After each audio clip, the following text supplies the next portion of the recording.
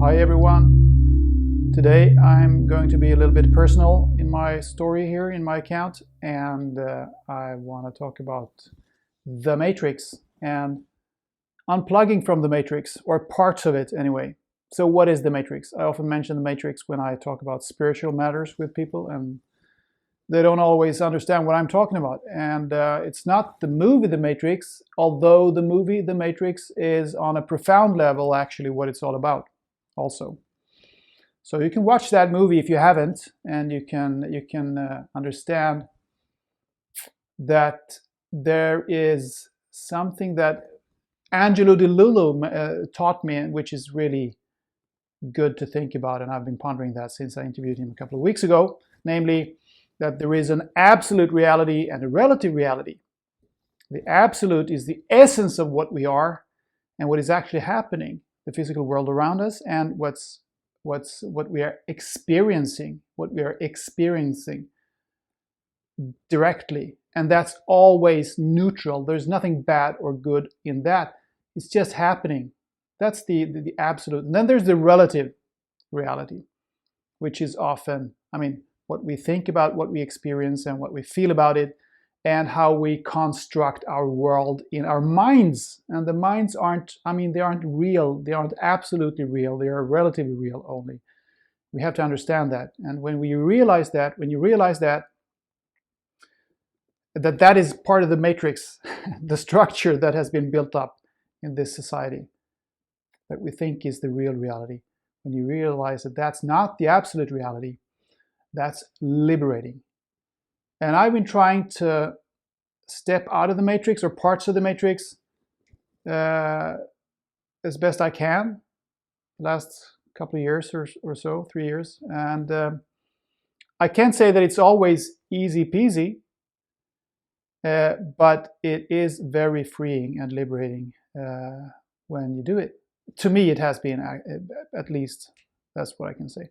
So what is it then? Well, concretely, hands-on, we're talking about things like we take for granted your family, your nationality, your political preferences, if you're left-wing or right-wing, socialist or liberal, whether you're like football or ice hockey, your music preferences, your career, of course, your line of work, if you're a journalist or engineer or doctor or window cleaner or whatever you are.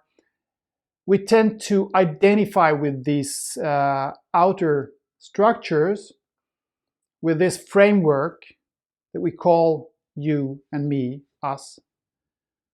But we shouldn't identify with that. This is the thing. This is what I mean by stepping out of the matrix or unplugging from the matrix. It's not to identify with the outer world like that. Because that's not who you are. That's not you. That's not me. It's not the essence of who I am. That's the absolute truth. That's the one in here or in here or in here that is experiencing everything, that is noticing what this body is experiencing, and is always there, has always been there, will always be there. Whatever happens to my body, if it's 15 years old or 58 years old, or if I lose a leg or anything, this essence that is me will always be exactly the same. It's in there. So we can learn to, and we have to learn to operate in the relative reality here on Earth, in this physical, on this physical Earth plane. Otherwise, we wouldn't be able to live here. So we can do that. But we have to, it's a liberating feeling to realize that that's not who you are at the core, so to speak, the essence of you. So don't identify with the outer world. And if you, it has nothing to do with not loving the people that populate all these categories, so to speak, if you see what I mean. Like your family or your nationality or your political side of the political spectrum where you feel at home. Your co-workers, all these people, your friends, all the people that you have around you. Of course, you still love those people. It has nothing to do with not loving those people, or it has also nothing to do with sitting in a cave doing nothing You still do all these things, but you don't identify with these categories. So what have I done then? Well, I have quit my job. I'm a freelance now, and I feel great about that. I have divorced, which was a happy divorce. My ex-wife and I are very, very in agreement that this was an act of love, and this is a story that we ought to be telling someday. I think we will. I hope we will. And what have I done more? Well, I've ended memberships of different kinds. So I've been taking steps to step out of the matrix as best I can. And to me, it has felt important to do it hands-on. For instance, quitting the job that I had, my employment at a big newspaper. Nothing wrong with the newspaper in and of itself. That's not the issue here. The issue is that I just felt that I wanted to be free. I needed to be free, and I'm still a sociable person. I love to be with good friends and have a good time.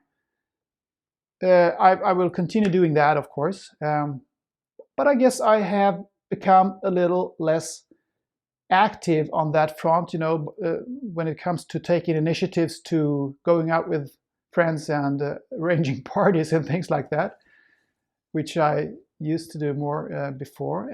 Might come back, I don't know, but I feel comfortable having myself as my only company, so to speak, because I don't feel alone. I don't feel alone when I'm alone because I know that I'm not alone. I have the whole universe with me. I can feel that much stronger now than I used to. I love having human beings around me, of course, I still do, but I mean, I don't need to have human beings around me to feel happy and complete most of the time. So that's a difference, really. It's a liberating feeling. As long as we have this society where money is the means of transaction, we put a price on everything, which is really bizarre. But anyway, as long as it is like that, of course, I want to make enough money to lead a good life, but I don't want to become rich. I don't want to become rich. Do I want to become famous? No, I don't think so. Not really. I mean, I think I used to have this stronger sense of a need for acclaim and recognition. And on some level, I guess I still do, perhaps, but it's not really that important to me. So what kind of life do I look forward to? Well, the thing is, I just want to be happy. Okay, I just want to be happy. I've realized that that's the only thing I need to strive for and want in life. And it sounds so trivial, but it's the truth. It's the deepest truth that you can reach, actually. So my future looks, I mean, when I look into my heart, my life looks something like this. I write, I make love, I take daily walks on a tropical beach. That's what my life looks like when I look into my heart. Okay, so this was a little bit personal. I hope it helped some of you to maybe think over your situation, if you need to do that, if you want to step out of some parts of the matrix or not.